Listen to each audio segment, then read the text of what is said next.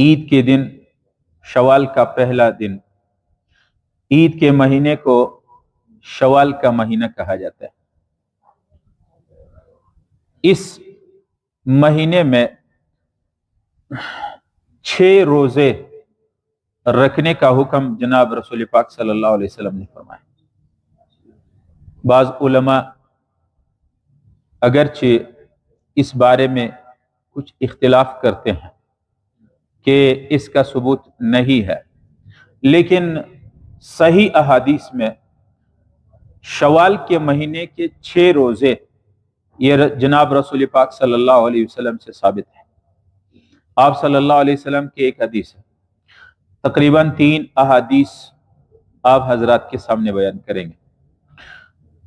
عن ابی ایوب قال رسول اللہ صلی اللہ علیہ وسلم، آپ صلی اللہ علیہ وسلم نے فرمایا، من صام رمضان، جو آدمی رمضان کے روزے رکھے، ثم اتبعہ 6 من شوال، پھر شوال کے مہینے میں 6 مزید روزے رکھے، کان کصیام الدہر، یہ ایسا ہے جیسے عمر بھر روزے رکھنے والا ہے، سال بھر روزے رکھنے کے اجر اور ثواب ملے گا جو آدمی شوال کے مہینے میں 6 روزے رکھے۔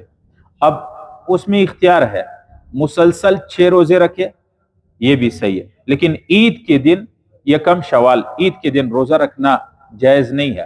پیغمبر علیہ السلام نے منع فرمایا، عید کے دن اللہ رب العالمین کی ضیافت اور مہمان نوازی، میزبانی کا دن، سارے لوگ اللہ رب العالمین کے مہمان ہیں، اس دن اللہ کی دعوت ہے، عید کے دن روزہ رکھنا یہ جائز نہیں ہے۔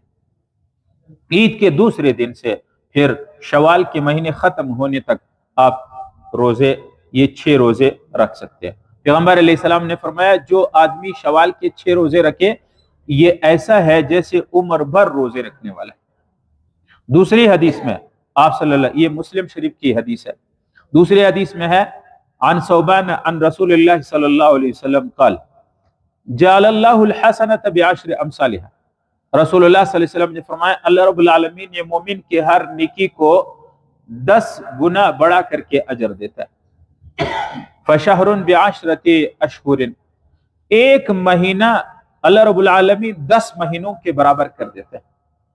وستۃ بعد الفطر تمام السنہ، اور عید الفطر کے بعد 6 روزے رکھنا، 6 روزے رکھنا یہ پورے سال کے برابر، روزہ رکھنے کے برابر ثواب۔ ایک روایت میں ہے، عن ابن عمر رضی اللہ عنہ قال قال رسول اللہ صلی اللہ علیہ وسلم، من صام رمضان، جو آدمی رمضان کے روزے رکھے، واتبعہ 6 من شوال، پھر اس کے بعد شوال، عید کے دوسرے دن، عید کے بعد پھر 6 روزے رکھے، خرج من ذنوبہ کیوم ولدتہ امہ، 6 روزہ رکھنے کے وجہ سے شوال کے مہینے میں اللہ کے حبیب فرماتے ہیں گناہوں سے ایسا صاف ہوگا جیسے جس دن اس کی والدہ نے جنا۔ اس لیے شوال کے مہینے میں عید کے بعد 6 روزے رکھنا صحیح احادیث میں پیغمبر علیہ السلام سے ثابت ہے، فضیلت بھی ہے۔